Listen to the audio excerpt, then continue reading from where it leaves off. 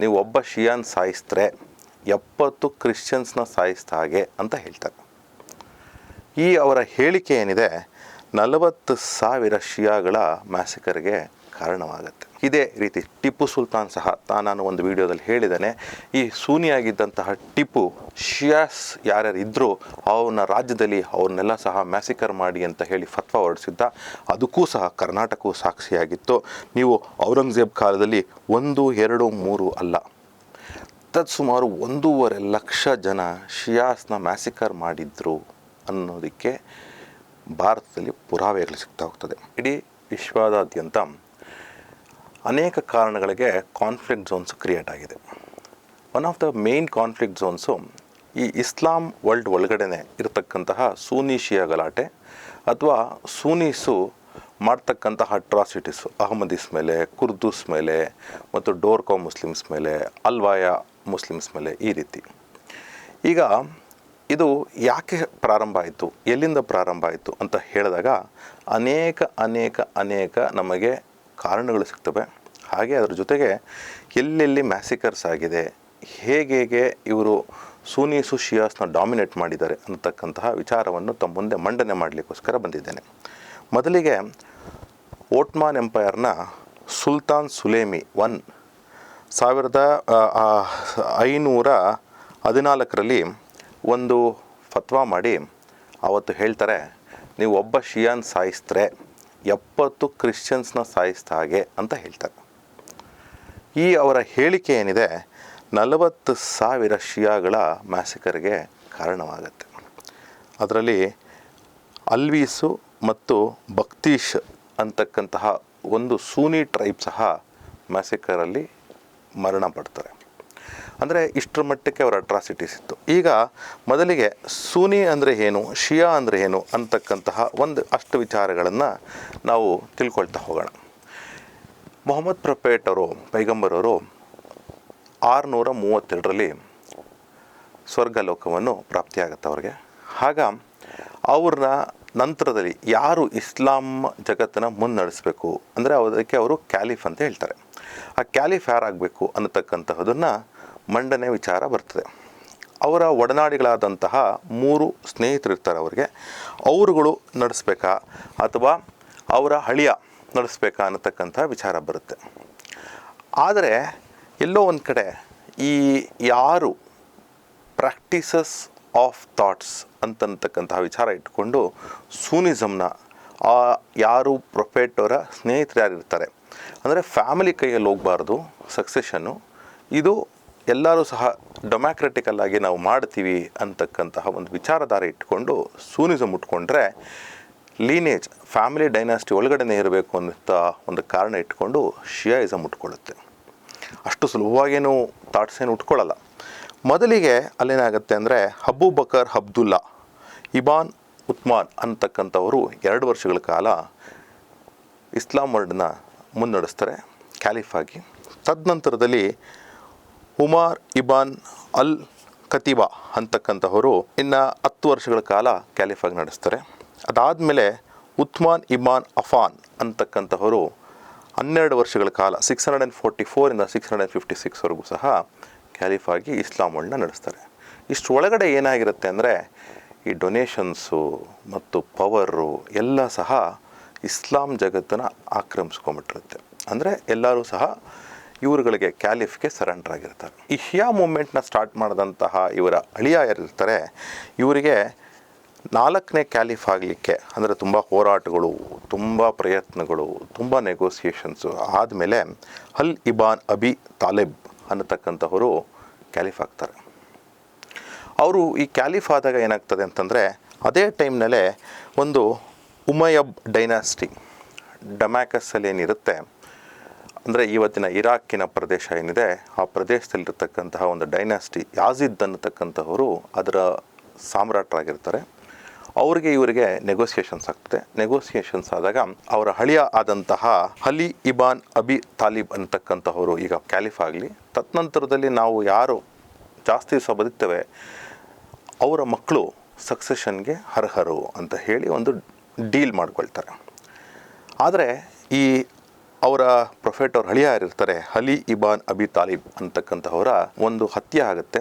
Poisson ಹಾಕಿ ಅವ್ರನ್ನ ಸಾಯಿಸ್ಬಿಡ್ತಾರೆ. ಅವರು 6 ವರ್ಷ ಕ್ಯಾಲಿಫ್ ಆಗಿರ್ತಾರೆ.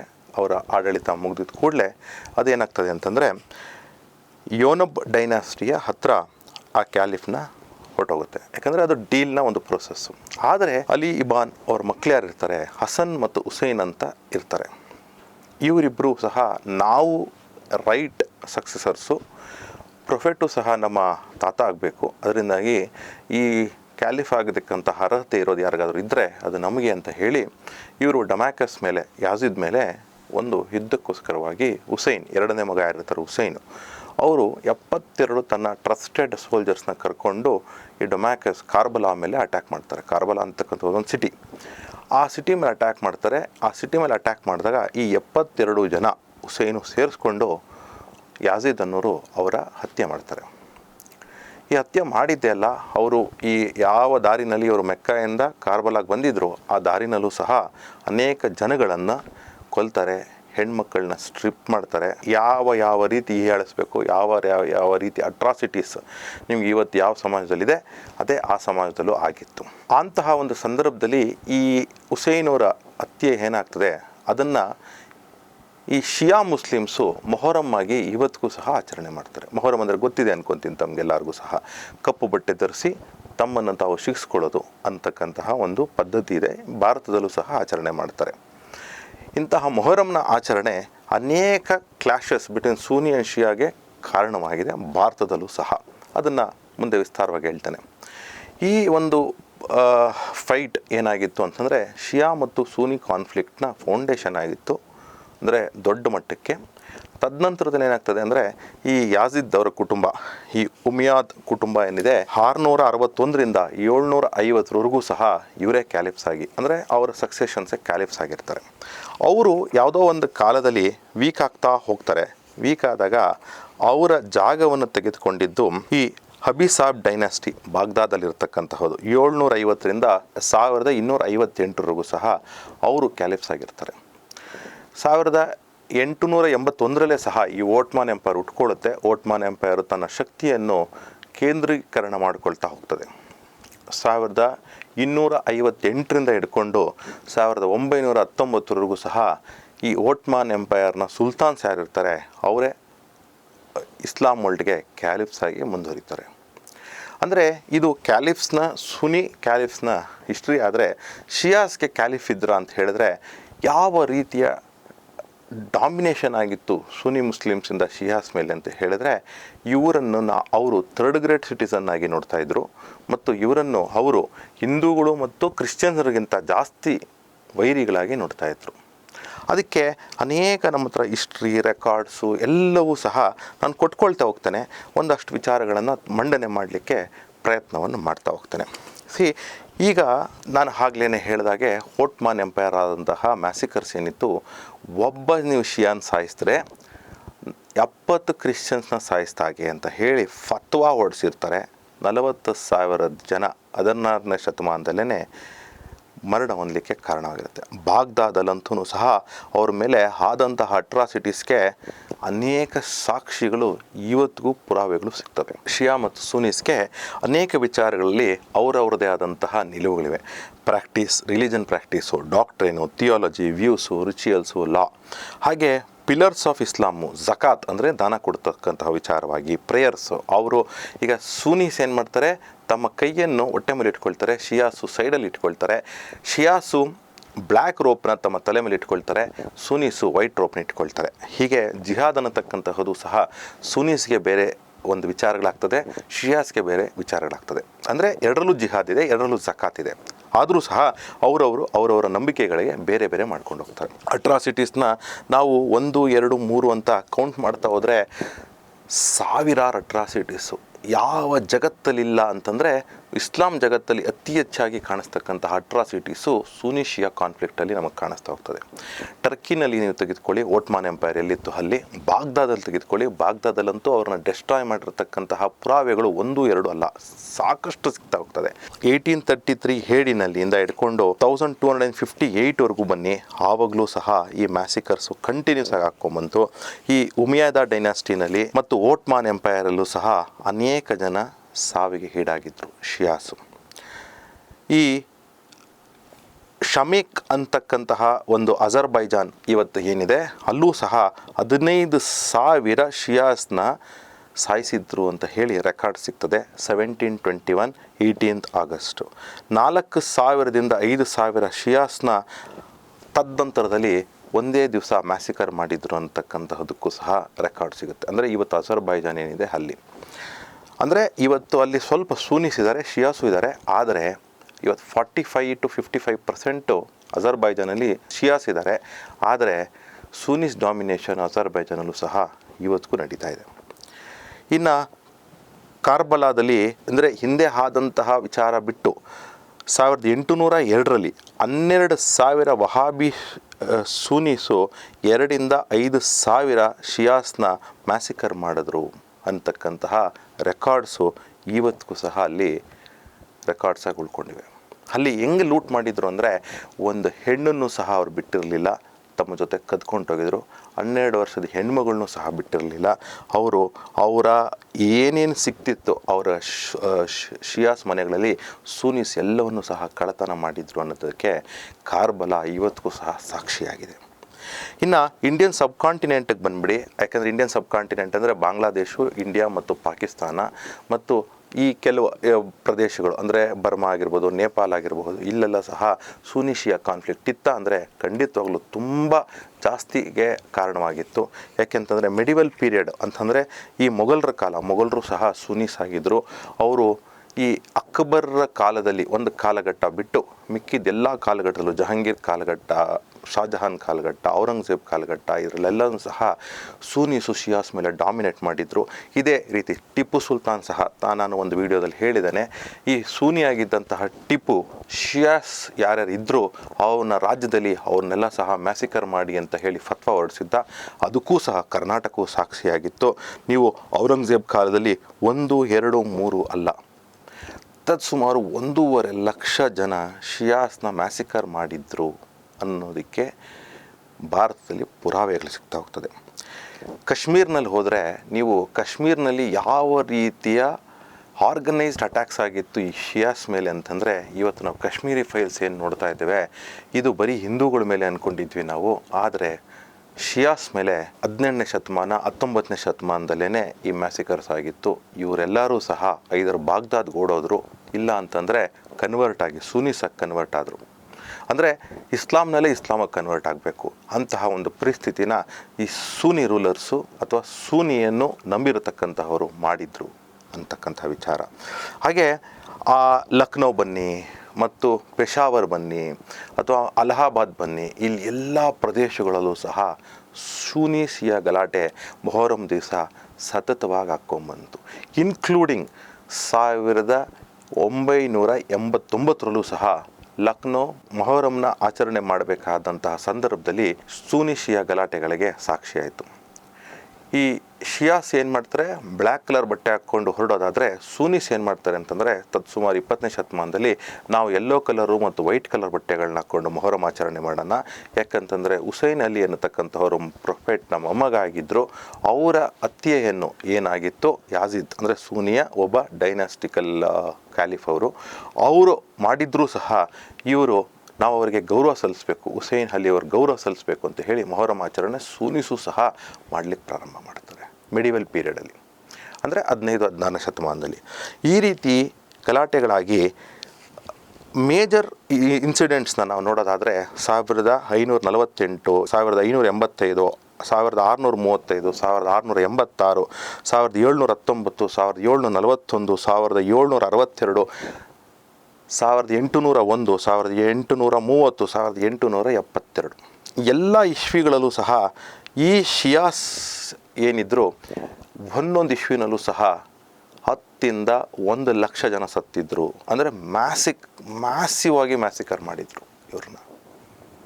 ಅಂದರೆ ಈ 10 ನಾನು ಏನು ಡೇಟ್ಸ್ ಹೇಳಿದ್ದೀನಿ ಇದು ಶಿಯಾ ಡೇಟ್ಸ್ ಪ್ರಕಾರ ಅವರು ಇದನ್ನೆಲ್ಲನೂ ಸಹ ಬ್ಲ್ಯಾಕ್ ಇಯರ್ಸ್ ಅಂತ ರೆಕಗ್ನೈಸ್ ಮಾಡ್ತಾರೆ.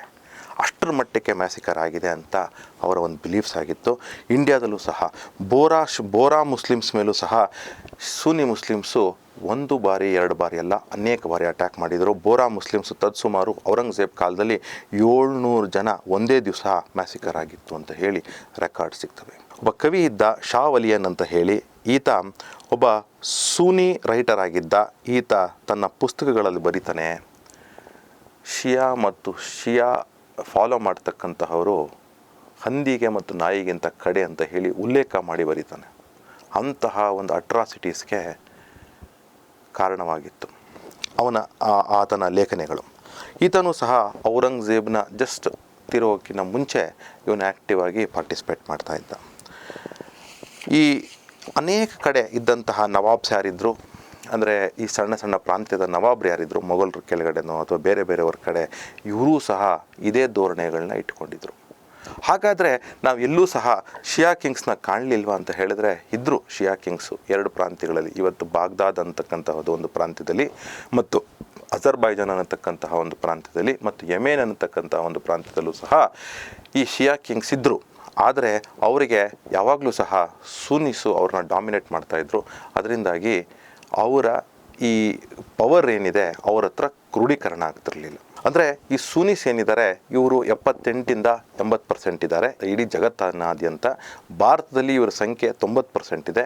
ಶಿಯಾ ಪರ್ಸೆಂಟೇಜ್ ಏನಿದೆ ಭಾರತದಲ್ಲಿ 10% ಇದ್ದಾರೆ. ಬೇರೆ ಕಡೆ ಶಿಯಾಸ್ ಏನಿದ್ದಾರೆ 15-18% ಇದ್ದಾರೆ. ಮಿಕ್ದವರೆಲ್ಲರೂ ಸಹ ಅಂದರೆ ಶಿಯಾ ಸುನ್ನಿನಲ್ಲೇ ಸಹ ಅನೇಕ ಡಿವಿಷನ್ಸ್ ಇದೆ. ಸೊ ಈ ಡಿವಿಷನ್ಸ್ಗೂ ಸಹ ಜಗತ್ತು ಸಾಕ್ಷಿಯಾಗಿದೆ. ಎಷ್ಟರ ಮಟ್ಟಕ್ಕಾಗುತ್ತೋ ಅಷ್ಟರ ಮಟ್ಟಕ್ಕೆ ಶಿಯಾಸ್ನ ಸ್ಲ್ಯಾಟ್ರ್ ಮಾಡಿ ಅನ್ನತಕ್ಕಂತಹ ಹೇಳಿಕೆಗಳು ಸತತವಾಗಿ ರಾಜರುಗಳಿಂದ ಬರ್ತಾಯಿತ್ತು. ನಾವೀಗ ಒಂದೊಂದಾಗಿ ಈ ದೇಶಗಳ ಲಿಸ್ಟ್ಗಳನ್ನು ನೋಡ್ಕೊಂಡು ಹೋಗ್ಬಿಟ್ರೆ ಆವಾಗ ನಮಗೆ ಗೊತ್ತಾಗ್ತದೆ ಯಾವ ಸಂದರ್ಭಗಳಲ್ಲಿ ಯಾವ ದೇಶಗಳಲ್ಲಿ ಅಟ್ಯಾಕ್ ಆಗಿತ್ತು ಅನ್ನತಕ್ಕಂತಹದ್ದು. ಭಾರತ ಸ್ವತಂತ್ರ ಹೋರಾಟದ ಸಂದರ್ಭದಲ್ಲಿ ಅಹಮದೀಸ್ ಮೇಲೆ ಆದಂತಹ ಅಟ್ರಾಸಿಟೀಸು ಸಹ ಸಿಪಾಹಿ ಇ ಸಾಹೇಬ್ ಪಾಕಿಸ್ತಾನ್ ಅನ್ನತಕ್ಕಂತಹ ಒಂದು ತಂಡ ಅಂದರೆ ಸೂನಿ ಆರ್ಗನೈಸ್ ತಂಡ ಏನಿತ್ತು ಅವರು ಕೈಗೊಳ್ತಾರೆ. ಅವ್ರನ್ನೂ ಸಹ ಅಹಮದೀಸ್ನ ಇವತ್ತಿಗೂ ಸಹ ಪಾಕಿಸ್ತಾನಲ್ಲಿ 3rd ಗ್ರೇಡ್ ಸಿಟಿಸನ್ಸ್ ಆಗಿ ನೋಡ್ತಾರೆ. ಮೊನ್ನೆ ಲಾಸ್ಟ್ 1 ವರ್ಷದ ಕೆಳಗಡೆ ಒಬ್ಬ ಅಹಮದಿ ಹುಡುಗನ್ನ ಕೋರ್ಟ್ ಹಾಲ್ನಲ್ಲಿ ಒಬ್ಬರು ಮೊಹಮ್ಮದ್ ಪ್ರೊಫೆಟ್ ಬಗ್ಗೆ ಅವರು ಬರೆದಂತಹ ಒಂದೇ ಒಂದು ಸಣ್ಣ ಹೇಳಿಕೆ, ಅದು ಏನೋ ಹೀಯಾಳಿಸಿ ಬರೆದಿದ್ದಂತಹದ್ದಲ್ಲ. ಯಾಕೆಂದರೆ ಮೊಹಮ್ಮದ್ ಪ್ರೊಫೆಟು ಎಲ್ಲ ಇಸ್ಲಾಮ್ಸ್ಗೂ ಸಹ ಒಂದೇ ಅಂತಕ್ಕಂತಹ ಒಂದು ವಿಚಾರಧಾರಣೆಯನ್ನು ಆತ ಮಾಡಿದ್ದ. ಅದರಿಂದ ಹೋಗಿ ಸುನಿ ಕ್ಲಾರಿಕ್ ಯಾರಿದ್ರು ಅವ್ರು ಹೋಗಿ ಅವ್ರನ್ನ ಮ್ಯಾಸಿಕರ್ ಮಾಡ್ತಾರೆ. ಅಂದರೆ ಕೋರ್ಟ್ ಹಾಲ್ನಲ್ಲೇ ಸಹ ಗನ್ನನ್ನು ಶೂಟ್ ಮಾಡ್ತಾರೆ. ಆತ ಸತ್ತೋಗ್ತಾನೆ. ಆಗ ಈ ಇಡೀ ಪ್ರಪಂಚದಾದ್ಯಂತ ಯಾರಾದರೂ ಬದುಕಿರಬೇಕು ಅಂತ ಹೇಳಿದ್ರೆ ಅದು ಸೂನಿ ಮುಸ್ಲಿಮ್ಸ್ ಅಂತ ಹೇಳಿ ಈತ ಓಪನ್ ಹೌಸಲ್ಲಿ ಹೇಳ್ಕೊಂಡಿರ್ತಾರೆ. ಇಂತಹ ಒಂದು ಆಲೋಚನೆಗಳು ಪಾಕಿಸ್ತಾನದಲ್ಲೂ ಸಹ ಸತತವಾಗಿ ನಡ್ಕೊಂಬಂತು. ಈಗ ಚೈನಾಗೆ ಬಂದರೆ ನೀವು ಚೈನಾದಲ್ಲೂ ಸಹ ಈ ಸೂನಿ ಶಿಯಾ ಮುಸ್ಲಿಮ್ಸ್ನ ಇವತ್ತಿಗೂ ಸಹ ಗಲಾಟೆ ತಕ್ಕಮಟ್ಟಿಗಿದೆ. ಆದರೆ ಚೈನಾ ಏನಿದೆ ಇಸ್ಲಾಮ್ನೇ ಬ್ಯಾನ್ ಮಾಡಿಬಿಟ್ಟಿದೆ. ಅಲ್ಲಿ ಇಸ್ಲಾಮ್ಗೆ ಯಾವುದೇ ರೀತಿ ಪ್ರೋತ್ಸಾಹ, ಯಾವುದೇ ರೀತಿ ನೀವು ಪ್ರಾಕ್ಟೀಸ್ ಮಾಡಬೇಕು ಅಂದರೆ ಮನೆ ಒಳಗಡೆ ಮಾತ್ರ. ರಸ್ತೆಗಳಲ್ಲಿ ನೀವು ಕ್ಯಾಪು ಹಾಕ್ಕೊಳ್ಳೋಂಗಿಲ್ಲ, ಗಡ್ಡನೂ ಬಿಡೋಂಗಿಲ್ಲ. ಬುರ್ಕಾ ಅನ್ನತಕ್ಕಂತಹದ್ದು ಅಥವಾ ಹಿಜಾಬ್ ಅನ್ನತಕ್ಕಂತಹದ್ದು ಅಲ್ಲಿ ಚೈನಾದಲ್ಲಿ ಬ್ಯಾನ್ ಆಗಿದೆ. ಅವ್ರ ನಮಾಜು ಮತ್ತು ಝಕಾತ್ ಅನ್ನತಕ್ಕಂತಹ 2 ವಿಚಾರಗಳು ಸಹ ಪಬ್ಲಿಕಲ್ಲಿ ಮಾಡೋಂಗಿಲ್ಲ. ನೀವು ಮಾಡೋಂಗಿದ್ರೆ ಒಳಗಡೆ ಮಾತ್ರ. ಅಜಾನ್ ಅನ್ನತಕ್ಕಂತಹದ್ದು ಕೂಗಂಗೆ ಇಲ್ಲ ಚೈನಾದಲ್ಲಿ. ಇದೆಲ್ಲವೂ ಸಹ ಚೈನಾ ಸಾಕ್ಷಿ. ಆದರೆ ಬಾಂಗ್ಲಾದೇಶನಲ್ಲಿ 2015ರಲ್ಲಿ ಒಂದು ದೊಡ್ಡ ಬಾಂಬಿಂಗ್ ಆಗುತ್ತೆ. ಅದರಲ್ಲಿ 24 ಜನ ಶಿಯಾಸು ಅಂದರೆ ಶಿಯಾ ಮಾಸ್ಕ್ ಮೇಲೆ ಆದಾಗ ಶಿಯಾಸ್ ಸತ್ತೋಗ್ತಾರೆ. ತತ್ಸುಮಾರು 100ರ ಮೇಲೆ ಜನ ಇಂಜೂರ್ ಆಗ್ತಾರೆ ಅನ್ನತಕ್ಕಂಥದ್ದಕ್ಕೆ ರೆಕಾರ್ಡ್ ಆಗಿದೆ. ಶಾಹಿಬಾಗ್ ಅನ್ನತಕ್ಕಂತಹದ್ದು, ಹರಿಪುರ್ ಅನ್ನತಕ್ಕಂತಹದ್ರಲ್ಲೂ ಸಹ ಅಟ್ಯಾಕ್ಸ್ ಆಗುತ್ತೆ. ಇಲ್ಲೂ ಸಹ ಜನ ಸಾಯ್ತಾರೆ. ಅದು 2016ರಲ್ಲಿ ಆದಂತಹ ವಿಚಾರ. ಬಹ್ರೇನ್ನಲ್ಲಂತೂ ಸಹ ಬಹ್ರೇನ್ನಲ್ಲಿ ಒಂದು ವಿಶೇಷವಾದಂತಹ ವಿಚಾರ ಇದೆ. ಏನು ಅಂತಂದರೆ ಇಲ್ಲಿ ಜನ ಏನಿದ್ದಾರೆ 70% ಶಿಯಾ ಮುಸ್ಲಿಮ್ಸ್ ಇದ್ದಾರೆ, ಇನ್ನು ಮಿಕ್ಕಿದವರು ಸೂನಿ ಮುಸ್ಲಿಮ್ಸ್ ಇದ್ದಾರೆ. ಆದರೆ ಕಿಂಗ್ ಯಾರಿದ್ದಾರೆ ಇವರು ಕಿಂಗು ಕೊತಾರಿಂದ ಬಂದಿರತಕ್ಕಂತಹ ಅಲ್ ಖಲೀಫಾ ಫ್ಯಾಮಿಲಿಯವರು. ಈ ಅಲ್ ಖಲೀಫಾ ಫ್ಯಾಮಿಲಿಯವರು ಇಲ್ಲಿ ಬಹರೇನಲ್ಲಿ ಕಿಂಗ್ ಆಗಿದ್ದಾರೆ. ಇವರು ಸೂನಿಸಮ್ನ ಎಷ್ಟು ಮಟ್ಟಕ್ಕೆ ಪ್ರೋತ್ಸಾಹ ಮಾಡ್ತಾರೆ ಅಂದರೆ, ಯಾರಾದರೂ ಸಹ ಪಾಕಿಸ್ತಾನದಿಂದನೋ ಅಥವಾ ಬೇರೆ ಪ್ರದೇಶಗಳಿಂದನೋ ಟರ್ಕಿಯಿಂದನೋ ಸೂನಿಸ್ ಏನಾದರೂ ಹೋದರೆ ಇಮಿಡಿಯೇಟಾಗಿ ಸಿಟಿಸನ್ಶಿಪ್ ಕೊಡ್ತಾರೆ. ಶಿಯಾನ ಅವರು ಅಲ್ಲಿ ಪ್ರಾಕ್ಟೀಸ್ ಮಾಡೋದಕ್ಕೆ ಬ್ಯಾನ್ ಮಾಡಿದ್ದಾರೆ ಅಂತ ಹೇಳಿದ್ರೆ ಆಶ್ಚರ್ಯವೇ ಸರಿ. ಬರೀ 30% ಇರೋದು ಸೂನೀಸು, 70% ಇದ್ದಾರೆ ಶಿಯಾಸು. ಆದರೆ ಸೂನೀಸ್ಗೆ ಮೆಂಬರ್ಶಿಪ್ ಸಿಗುತ್ತೆ, ಕಂಟ್ರಿದು ಸಿಟಿಸನ್ಶಿಪ್ ಸಿಗುತ್ತೆ. ಆದರೆ ಶಿಯಾಸು ಅವರ ರಿಲಿಜನ್ನ ಮತ್ತು ಅವರ ರೀತಿ ನೀತಿಗಳನ್ನ ಸಹ ಪ್ರಾಕ್ಟೀಸ್ ಮಾಡೋಂಗಿಲ್ಲ. 2011ರಲ್ಲಿ 1000 ಜನ ಬೆಹರೇನಿ ಶಿಯಾಸು ಸತ್ತೋದ್ರೆ ಹ್ಯೂಮನ್ ರೈಟ್ಸ್ ಕಮಿಷನ್ಸು ರೆಕಾರ್ಡ್ ಮಾಡುತ್ತೆ. 2011ರಲ್ಲಿ ಅದು ತತ್ಸುಮಾರು 10,000 ಮೇಲಿತ್ತು ಅಂತ ಹೇಳಿ.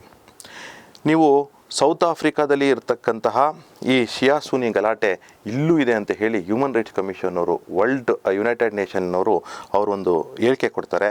ಆಗ ಯುನೈಟೆಡ್ ನೇಷನ್ ಮೇಲೂ ಸಹ ಗೂಬೆಯನ್ನು ಕೂರಿಸ್ತಕ್ಕಂತಹ ಪ್ರಯಾಸ ಬೆಹರೇನ್ ಮತ್ತು ಸೌದಿ ಅರೇಬಿಯಾ ಕಿಂಗ್ಡಮ್ಗಳಿಂದ ಮತ್ತು ಈ ಎರಡೂ ಪ್ರೋ ಕಿಂಗ್ಡಮ್ಗಳಿಂದ ಆಗಿತ್ತು ಅಂತ ಹೇಳಿದ್ರೆ ನಾವು ನಂಬಲೇಬೇಕಾಗಿರತಕ್ಕಂತಹ ವಿಚಾರ.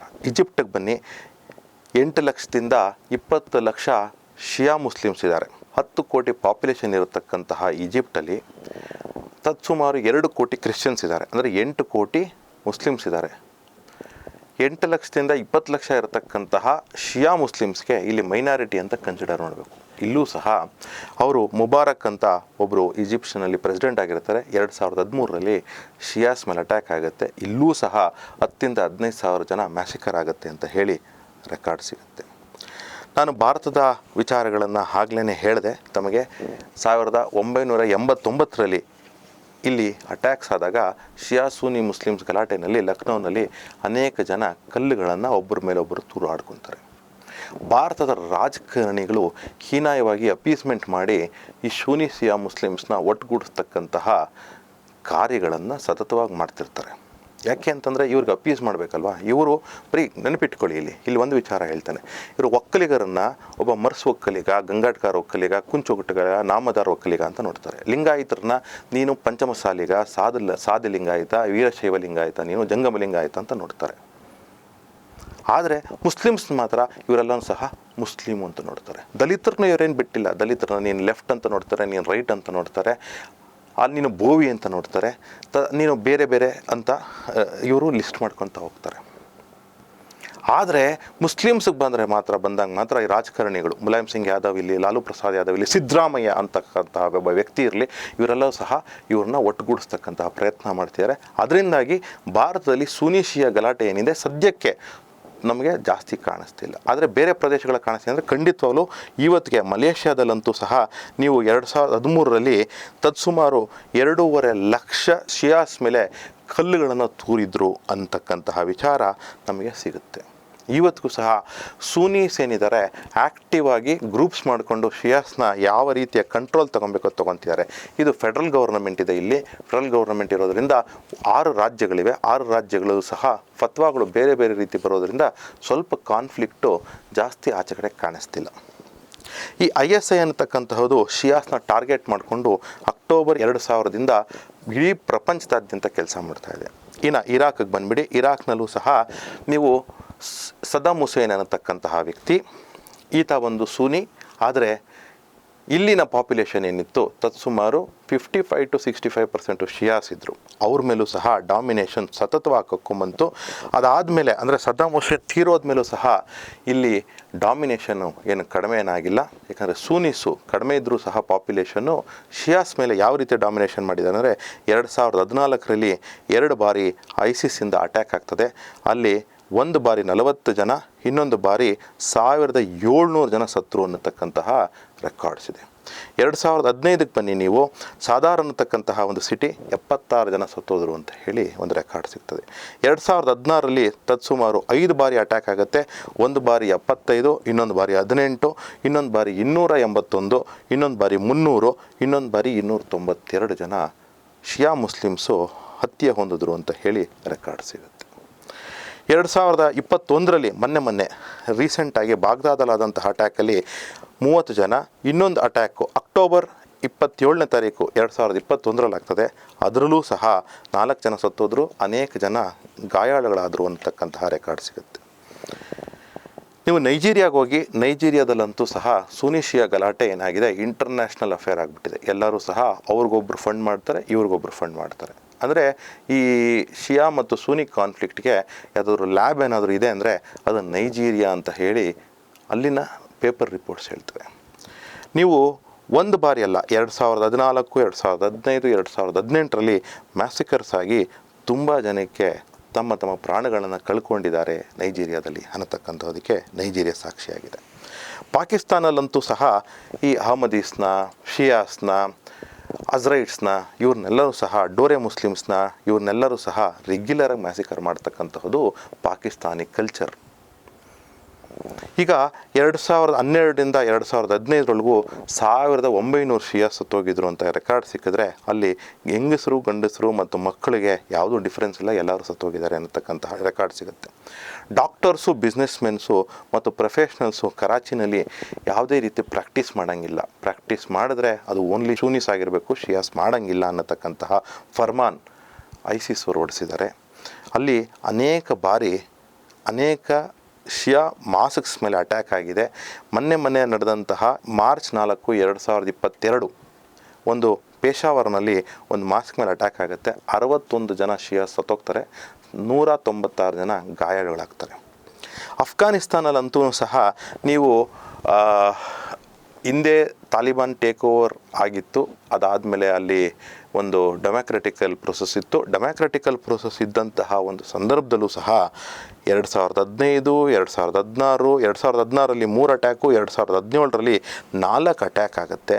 ಪ್ರತಿ ಅಟ್ಯಾಕಲ್ಲೂ ಸಹ 30ರಿಂದ 100-150 ಜನ ಸತ್ತೋಗಿದ್ದಾರೆ. 2018ರಲ್ಲಿ ಒಂದಾದರೆ 2019ರಲ್ಲಿ ಒಂದಾಗುತ್ತೆ, ಬಾಂಬಿಂಗ್ ಆಗ್ತದೆ. 2019ರಲ್ಲಿ 63 ಜನ ಮಾಸ್ಕಲ್ಲಿ ಸತ್ತೋಗ್ತಾರೆ. 2020ರಲ್ಲಿ ಅದು 3 ಅಟ್ಯಾಕ್ ಆಗ್ತದೆ. ಪ್ರತಿ ಅಟ್ಯಾಕಲ್ಲೂ ಸಹ 20ರಿಂದ 100 ಜನ ಸಾಯ್ತಾರೆ. 2021ರಲ್ಲಿ ಅದು 5 ಅಟ್ಯಾಕ್ ಆಗ್ತದೆ. ಆ 5 ಅಟ್ಯಾಕ್ನಲ್ಲೂ ಸಹ 63 ಮ್ಯಾಕ್ಸಿಮಮ್, ಇನ್ನೊಂದು ಕಡೆ ಒಬ್ಬ ವ್ಯಕ್ತಿ ಸಾವನ್ನಪ್ತಾರೆ. ಏಪ್ರಿಲ್ 21, 2022 ಅಂದರೆ ಒಂದು ವಾರ ಆಗಿದೆ. ಮೊನ್ನೆ ಅಫ್ಘಾನಿಸ್ತಾನದಲ್ಲಿ ಅಟ್ಯಾಕ್ ಆಗ್ತದೆ. ಶಿಯಾ ಮಾಸ್ಕ್ ಮೇಲೆ 33 ಜನ ಸತ್ತೋಗ್ತಾರೆ, 43 ಜನ ಗಾಯಗಳಾಗ್ತಾರೆ. ಅಂದರೆ ಈ ತಾಲಿಬಾನ್ ಆಡಳಿತ ಬಂದ ಮೇಲೂ ಸಹ, ಅಂದರೆ ಡೆಮಾಕ್ರಸಿ ಇದ್ದಾಗಲೂ ಸಹ ಅಥವಾ ಡೆಮಾಕ್ರಸಿ ಹೋದ್ಮೇಲೂ ತಾಲಿಬಾನ್ ಅಟ್ಯಾಕ್ ಬಂದಾಗಲೂ ಸಹ ಕಂಟಿನ್ಯೂಸ್ ಆಗಿ ಏನಾದರೂ ಆಗ್ತಿದ್ರೆ ಅದು ಒಂದೇ, ಸೂನೀಸು ಶಿಯಾಸ್ ಮೇಲೆ ಡಾಮಿನೇಟ್ ಮಾಡ್ತಿರ್ತಕ್ಕಂಥದ್ದು. ಅಲ್-ಖೈದಾ ಅನ್ನತಕ್ಕಂತಹ ಯಾರು ಮುಂಚೆ ಅವರ ಚೀಫ್ ಆಗಿದ್ದರು, ಅವರು ಶಿಯಾ ಮುಸ್ಲಿಂ, ಆದರೆ ಇದ್ದಿದ್ದಂತಹದ್ದು ಅವರು ಸೌದಿ ಅರೇಬಿಯಾ ದೇಶದಲ್ಲಿ. ಸೌದಿ ಅರೇಬಿಯಾದಲ್ಲಿ 10% ಶಿಯಾ ಮುಸ್ಲಿಮ್ಸ್ ಇದ್ದಾರೆ, ಆದರೆ ಡಾಮಿನೇಷನ್ ಸುನ್ನಿ ಮುಸ್ಲಿಮ್ಸ್, ಯಾಕಂದರೆ ರಾಜರು ಅವಲೇ. ಇನ್ನು ಕುವೇಟಲ್ಲಂತೂ ಸಹ ಫ್ರೈಡೇ ಮಾಸ್ಕ್ಸ್ಗೆ ಇವರಿಗೆ ಎಂಟ್ರಿನೇ ಇಲ್ಲ. ಶಿಯಾ ಮಾಸ್ಕ್ಸು ಫ್ರೈಡೇ ಮಾಸ್ಕ್ಸ್ನ ಮಾಡೋಂಗೇ ಇಲ್ಲ. ರಂಜಾನ್ ಟೈಮಲ್ಲೂ ಅಷ್ಟೇ ಸಹ ಸೂನೀಸ್ ಹೇಗೆ ಪ್ರಾಕ್ಟೀಸ್ ಮಾಡಬಹುದೋ ಹಾಗೆ ಶಿಯಾಸ್ ಪ್ರಾಕ್ಟೀಸ್ ಮಾಡೋಂಗಿಲ್ಲ ಕುವೇಟಲ್ಲಿ. ಲೆಬೆನನ್ನಲ್ಲಿ 1-2 ಬಾರಿ ಅಲ್ಲ, ಅನೇಕ ಬಾರಿ ಅಟ್ಯಾಕ್ಸ್ ಆಗಿದೆ. ಸೌದಿ ಅರೇಬಿಯಾದಲ್ಲೂ ಸಹ 2015ರಲ್ಲಿ ಅಟ್ಯಾಕ್ ಇದೆ. ಸಿರಿಯಾದಲ್ಲಂತೂ ಸಹ ಒಬ್ಬ ಶಿಯಾ ಬದುಕಿದರೆ ಅದೇ ಜಾಸ್ತಿ ಇವತ್ತು, ಆ ರೀತಿಯ ಪರಿಸ್ಥಿತಿ ಇದೆ. ಯೆಮೆನ್ನಲ್ಲೂ ಸಹ 2015ರಲ್ಲಿ ಒಂದು ಅಟ್ಯಾಕ್ ಆಗಿದ್ದರೆ ತದನಂತರದಲ್ಲಿ ಆವಾಗ ಘರ್ಷಣೆಗಳು ಸತತವಾಗಿ ನಡ್ಕೊಂಬರ್ತಾ ಇವೆ. ಈಗ ನೋಡಿ ಸ್ನೇಹಿತರೆ, ಸೂನಿ ಅನ್ನತಕ್ಕಂತಹದ್ದು, ಶಿಯಾ ಅನ್ನತಕ್ಕಂತಹದ್ದು ಎರಡೂ ಸಹ ಇಸ್ಲಾಂನ 2 ವಿಂಗ್ಸು. ಒಂದು ಪ್ರೊಫೆಟ್ ಅವರ ಸ್ನೇಹಿತರು ಒಂದು ಕ್ಯಾಲಿಫ್ನ ನಡೆಸಿದ್ರೆ, ಇನ್ನೊಂದು ಅವ್ರ ಅಳಿಯ ಅವರು ಒಂದು ಕ್ಯಾಲಿಫ್ ನಡೆಸ್ತಾರೆ. ಈ ಒಂದು ಥಾಟ್ಸಲ್ಲಿ ಇರ್ತಕ್ಕಂತಹವರೇ ಒಬ್ಬರ ಮೇಲೊಬ್ಬರು ಅಥವಾ ಸೂನೀಸು ಶಿಯಾಸ್ ಮೇಲೆ ಇಷ್ಟು ಡಾಮಿನೇಟ್ ಮಾಡಿ ಜಿನೋಸೈಡ್ ಮಾಡಿದ್ರೆ, ಇನ್ನು ಬೇರೆ ರಿಲಿಜನ್ಸ್ನ ಇವರು ಯಾವ ರೀತಿಯ ಆಲೋಚನೆ ಮಾಡಬಹುದು? ಒಂದು ವಿಚಾರ ಹೇಳ್ತಾನೆ, ಮೆಕ್ಕಾಗೆ ಹೋಗಿ ಬಂದ ಮೇಲೆ ಇವರು, ಮೆಕ್ಕಾ ಅಂದರೆ ಅವರು ಪ್ರದಕ್ಷಿಣೆ ಮುಗಿಸ್ಕೊಂಡು ಆಚೆ ಬಂದ ಕೂಡಲೇ ಅವರು ಒಂದು ಪದ್ಧತಿ ಇದೆ, ಕಲ್ಲನ್ನು ಅವ್ರ ಕೈಯಲ್ಲಿ ತೆಗೆದುಕೊಳ್ತಾರೆ ಮತ್ತು ಅಲ್ಲಿ ಶಿವಲಿಂಗದ ಇರತಕ್ಕಂತಹ ಒಂದು ಸ್ಟ್ಯಾಚ್ಯೂ ಮೇಲೆ ಕಲ್ಲನ್ನು 7 ಕಲ್ಲುಗಳನ್ನು ಹೊಡಿಬೇಕು. ಹಿಂದೆ ದಪ್ಪ ಕಲ್ಲು ಹೊಡಿತಿದ್ರಂತೆ, ಇವತ್ತು ಅದು ಪೆಬಲ್ಸ್ನ ಹೊಡಿತಾರೆ ಅಂತ ಹೇಳಿ ಪದ್ಧತಿ. ಇವರು ಅದಕ್ಕೊಂದು ಹೆಸರು ಇಟ್ಕೊಂಡಿದ್ದಾರೆ, ಅದರ ಹೆಸರು ಜಮಾರ್ ಅಂತ ಹೇಳಿ. ಕಲ್ಲುಗಳನ್ನು ಶತ್ರುಗಳ ಮೇಲೆ ಅಥವಾ ಶೈತಾನ್ಸ್ ಮೇಲೆ ಹೊಡಿತಕ್ಕಂಥ ಪ್ರಕ್ರಿಯೆ ಇದು. ಇವರು ಶಿಯಾಸ್ನ ಒಂದು ಬಾರಿ ಶೈತಾನ್ಸ್ ಅಂದ್ಕೊಂಡ್ರೆ ಇನ್ನೊಂದು ಬಾರಿ ಹಿಂದೂಸ್ನ ಅಂದ್ಕೊತಾರೆ. ಹಿಂದೂ ಡಾಮಿನೇಟೆಡ್ ಇಂಡಿಯಾದಲ್ಲಿ. ಬೇರೆ ಕಡೆ ಕ್ರಿಶ್ಚಿಯನ್ಸ್ ಡಾಮಿನೇಟೆಡ್ ದೇಶಗಳಲ್ಲಿ ಇವರು ಕ್ರಿಶ್ಚಿಯನ್ಸ್ನ ಶೈತಾನ್ಸ್ ಅಂತಾರೆ. ಇದು ಒಂದು ಆಲೋಚನೆಯಲ್ಲಿರ್ತಕ್ಕಂತಹ ಬದಲಾವಣೆ ಆಗಬೇಕಾಗಿರತಕ್ಕಂತಹ ವಿಚಾರ ಅಲ್ಲವೇ? ಇದು ನಾನು ಯಾರನ್ನೋ ಒಬ್ಬರನ್ನ ಕೆಳಗಡೆ ತೋರಿಸ್ಬೇಕು ಅಥವಾ ಇನ್ನೊಬ್ಬರು ಅವರು ನಮ್ಮ ವಿರೋಧಿಗಳು ಅನ್ನತಕ್ಕಂತಹ ವೈಚಾರಿಕತೆಯಲ್ಲಿ ನಾನು ಮಾತಾಡ್ತಾ ಇಲ್ಲ.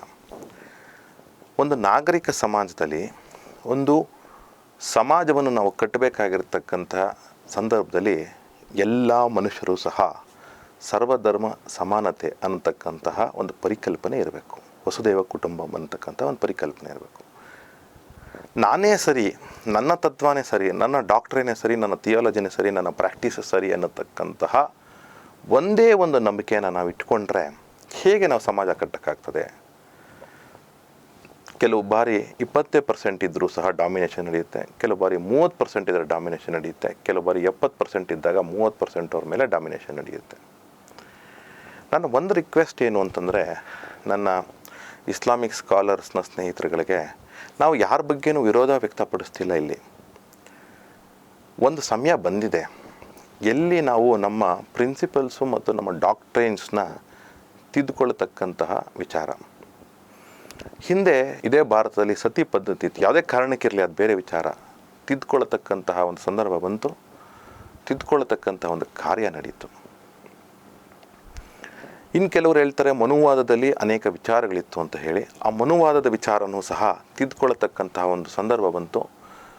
ತಿದ್ದುಕೊಳ್ಳೋಕ್ಕೆ ಭಾರತ ಸಾಕ್ಷಿ ಆಯಿತು, ಸನಾತನ ಧರ್ಮ ಸಾಕ್ಷಿ ಆಯಿತು. ಈಗ ಒಂದು ವಿಚಾರ ಬಂದಿದೆ, ಇಸ್ಲಾಂ ವರ್ಲ್ಡಲ್ಲೂ ಸಹ ಒಂದಷ್ಟು ವಿಚಾರಗಳನ್ನ ತಿದ್ದುಕೊಳ್ಳತಕ್ಕಂತಹ ಸಂದರ್ಭ ಬಂದಿದೆ. ತಿದ್ದುಕೊಳ್ಳೋಕ್ಕೆ ನೀವು ಪ್ರಯತ್ನ ಪಟ್ಟರೆ ನಾವೆಲ್ಲರೂ ಸಹ ಇಡೀ ಪ್ರಪಂಚ ವಸುದೈವ ಕುಟುಂಬವಾಗಿ ಸರ್ವಧರ್ಮ ಸಮಾನತೆ ಸಹಬಾಳ್ವೆನಲ್ಲಿ ಇರಬಹುದು ಅನ್ನತಕ್ಕಂತಹ ಅಭಿಲಾಷೆಯಿಂದ ನಾನು ನನ್ನ ಮಾತುಗಳನ್ನು ನನ್ನ ಮುಸಲ್ಮಾನ ಬಾಂಧವರಿಗೆ ಅರ್ಪಿಸ್ತೇನೆ. ಧನ್ಯವಾದ.